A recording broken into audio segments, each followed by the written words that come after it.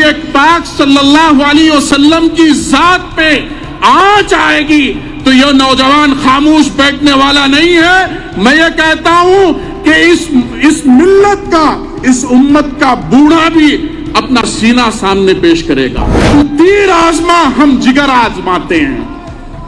تو گولی آزما، ہم اپنا سینہ آزماتے ہیں. مسلمان شہید ہوں گے، اب بھی شہید ہوں گے. 1000 شہید ہوں گے، 20,000 شہید ہوں گے، 50,000 شہید ہوں گے، 1,00,000 شہید ہوں گے، لیکن اپنے دین کے لیے شہید ہوں گے، اپنے اسلام کے لیے شہید ہوں گے. جو لوگ ٹی وی ڈیبیٹوں میں جا رہے ہیں، وہاں جا کے دوسروں کے مذاہب کا ساتھ چھیڑ چھاڑ کرتے ہیں، استہزاء کرتے ہیں، مذاق اڑاتے ہیں، ان عقل کے اندھوں کو یہ نہیں معلوم کہ اللہ قرآن میں کہتا ہے وَلَا تَسُبُّوا الَّذِينَ يَدْعُونَ مِن دُونِ اللَّهِ فَيَسُبُّوا اللَّهَ عَدْوًا بِغَيْرِ عِلْمٍ. تم کسی اور کے خداؤں کو برا مت بولو. فَيَسُبُّوا اللَّهَ عَدْوًا بِغَيْرِ عِلْمٍ. وہ بغیر علم کے، بغیر جانے کے تمہارے خدا کو، اللہ کو برا کہیں گے.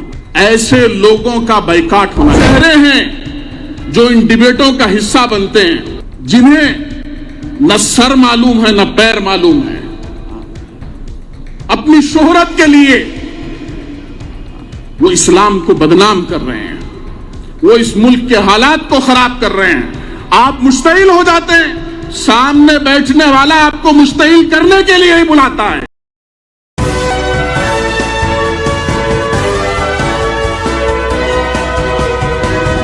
نگاہ عشق و مستی میں وہی اول وہی آخر.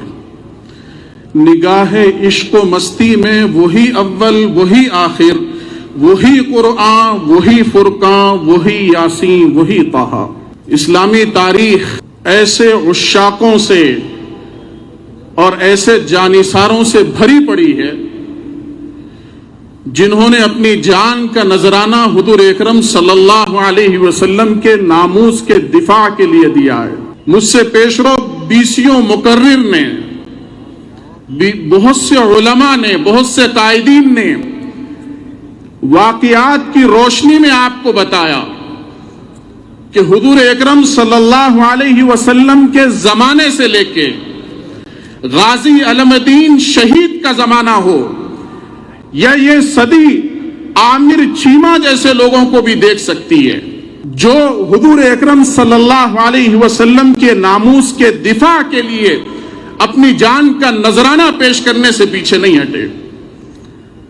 غازی علم دین شہید رحمت اللہ علیہ، جب علامہ اقبال نے ان کا وکالت نامہ داخل کیا اور غازی علم دین شہید کے پاس وکیلوں کی ایک جماعت کے ساتھ پہنچے اور ان سے کہا کہ غازی علم دین، میں آپ کا مقدمہ لڑنا چاہتا ہوں. یہ ہمارے لیے سعادت کی بات ہے کہ ہم حضور اکرم صلی اللہ علیہ وسلم کے ایک جانثار کا مقدمہ لڑے جس نے حضور کی شان میں گستاخی کرنے والے کو اپنے آخری انجام تک پہنچایا تھا. یہ ہمارے لیے سعادت کی بات ہے. ہم آپ سے صرف ایک چیز کا تقاضا کرتے ہیں، ایک چیز کی درخواست کرتے ہیں. آپ کل عدالت کے سامنے، کل جج کے سامنے یہ کہہ دیں کہ جس وقت میں اس ملعون کو مار رہا تھا، اسے قتل کر رہا تھا، اس وقت میں اپنے ذہنی توازن کو کھو چکا تھا، جنونی کیفیت کے اندر تھا. غازی علم دین شہید نے آہ بھری اور کہنے لگے کہ زندگی پوری غفلت میں گزری، وہی تو وہ مرحلہ تھا جس وقت میں پورے ہوش میں تھا. ہم ایسے جانثاروں کی اولاد ہیں، ہم ایسے جانثاروں سے تعلق اور رابطہ رکھتے ہیں. اسی لیے اے گستاخان رسالت، خبردار خبردار.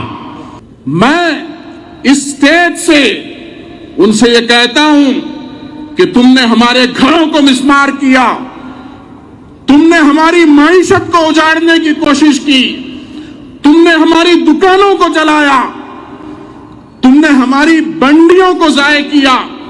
غریب مسلمان، امیر مسلمان، ہر ایک کے پیچھے تم پڑے. حد یہ ہے کہ موب لنچنگ تم نے کی. عورتوں کی عصمتوں کے ساتھ تم نے کھلواڑ کیا. ہزاروں فسادات اس ملک کے اندر ہوئے, ہزاروں مسلمانوں کا خون بہا, کروڑوں کی املاک تباہ ہوئی. لیکن یاد رکھو وہ معاملہ ہماری ذات کا تھا, لیکن نبی پاک صلی اللہ علیہ وسلم کی ذات پہ آنچ آئے گی تو یہ نوجوان خاموش بیٹھنے والا نہیں ہے. میں یہ کہتا ہوں کہ اس ملت کا, اس امت کا بوڑھا بھی اپنا سینہ سامنے پیش کرے گا. تو تیر آزما, ہم جگر آزماتے ہیں. تو گولی آزما, ہم اپنا سینہ آزماتے ہیں. ہمیں اس ملک سے محبت ہے, ہمیں اس ملک سے پیار ہے. ہم نے اس ملک کو آزاد کروایا ہے. ہمارے علماء نے اپنی جانوں کی قربانیاں دی ہیں. ایک ایک وقت میں ہزاروں علماء, ہزاروں مسلمان جھاڑوں پر لٹکا دیے گئے, پھانسیاں دے دی گئی. ہم نے اس ملک کو اپنے خون سے سینچا ہے. آج اس ملک کی محبت کے اندر ہم خاموش ہیں. لیکن یاد رکھو جس رگ کو تم چھیڑ رہے ہو اس کے بہت برے نتائج سامنے آئیں گے. اس کے بڑے خطرناک نتائج سامنے آئیں گے. مسلمان اس سے پہلے بھی ہمارا ہے. ہمارے قائد جانشین شیخ الاسلام حضرت مولانا سید ارشد مدنی صاحب دامت برکاتہم نے ایک دفعہ ایسے ہی ایک بہت بڑے اور شاندار اجلاس میں کہا تھا کہ مسلمان 20 فسادات جھیل چکا ہے, ہزاروں مسلمان شہید ہوئے ہیں. لیکن یاد رکھو مسلمان شہید ہوں گے, اب بھی شہید ہوں گے. 1000 شہید ہوں گے, 20,000 شہید ہوں گے, 50,000 شہید ہوں گے, 1,00,000 شہید ہوں گے, لیکن اپنے دین کے لیے شہید ہوں گے, اپنے اسلام کے لیے شہید ہوں گے, اپنے حبیب پاک صلی اللہ علیہ وسلم کے ناموس کے لیے شہید ہوں گے. لیکن تم سوچو کہ اس ملک کے امن و امان کا کیا ہوگا, تم کیسے سنبھال پاؤ گے؟ 25 کروڑ مسلمانوں کے جذبات کے ساتھ جو کھلواڑ تم نے کیا ہے, آج تک تم کر رہے ہو. تم خطوط لکھ کے بتاتے ہو کہ یہ فرنج ایلیمنٹس ہیں. آج ان فرنج ایلیمنٹس کو کیوں گرفتار نہیں کرتے؟ آج انہیں سلاخوں کے پیچھے کیوں نہیں ڈالتے؟ تمہیں ملک کی معیشت سے پیار نہیں ہے؟ تمہیں اس ملک کے روزگار سے پیار نہیں ہے؟ اس ملک میں بسنے والی عوام کے جذبات کا تمہیں خیال نہیں ہے؟ آج تم مجھ فرنج ایلیمنٹس کے پشت پناہ بن کے بیٹھے ہو. اسی لیے میں یہ کہتا ہوں کہ سلام اس پر کہ جس کے نام لیوا ہر زمانے میں, سلام اس پر کہ جس کے نام لیوا ہر زمانے میں بڑھا دیتے ہیں اپنا حصہ سرفروشی کے فسانے میں. بڑھا دیتے ہیں اپنا حصہ سرفروشی کے فسانے میں. یاد رکھیے یہ امت مسلمہ وہ امت مسلمہ ہیں. اگر تم نے اس کی تاریخ نہیں پڑھی ہے تو ایک دفعہ پڑھ لو, ایک دفعہ پڑھ لو. میں یہ بات عرض کروں گا, ہمارے ریاست کے صدر محترم حضرت مولانا مفتی غیاث الدین رحمانی صاحب, جن کی ہدایت پہ اور جن کے سفر کی وجہ سے میں یہاں پہ آیا ہوں, ان کی یہ بات ہی میں آپ تک پہنچاتا ہوں, ان قائدین کی خدمت میں پہنچاتا ہوں کہ جو لوگ ٹی وی ڈیبیٹوں میں جا رہے ہیں, وہاں جا کے دوسروں کے مذاہب کا ساتھ چھیڑ چھاڑ کرتے ہیں, استہزاء کرتے ہیں, مذاق اڑاتے ہیں, ان عقل کے اندھوں کو یہ نہیں معلوم کہ اللہ قرآن میں کہتا ہے وَلَا تَسُبُّوا الَّذِينَ يَدْعُونَ مِن دُونِ اللَّهِ فَيَسُبُّوا اللَّهَ عَدْوًا بِغَيْرِ عِلْمٍ. تم کسی اور کے خداؤں کو برا مت بولو. فَيَسُبُّوا اللَّهَ عَدْوًا بِغَيْرِ عِلْمٍ, وہ بغیر علم کے, بغیر جانے کے تمہارے خدا کو, اللہ کو برا کہیں گے. ایسے لوگوں کا بائیکاٹ ہونا چاہیے. مسلم پرسنل لا بورڈ نے جو اقدام کیا ہم اس کو سراہتے ہیں.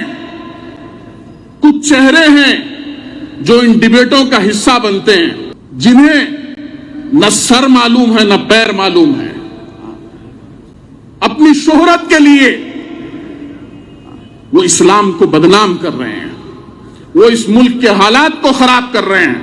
آپ مشتعل ہو جاتے ہیں، سامنے بیٹھنے والا آپ کو مشتعل کرنے کے لیے ہی بلاتا ہے، آپ مشتعل ہو جاتے ہیں، اور ایسے جملے آپ کی زبان سے نکلتے ہیں کہ جس کی وجہ سے سامنے بیٹھا ہوا ایک آدمی اسلام کا مذاق اڑاتا ہے۔ یاد رکھیے، اس کو ختم ہونا چاہیے۔ اور میں آخری بات آپ حضرات کی خدمت میں رکھ کے اپنی جگہ لیتا ہوں۔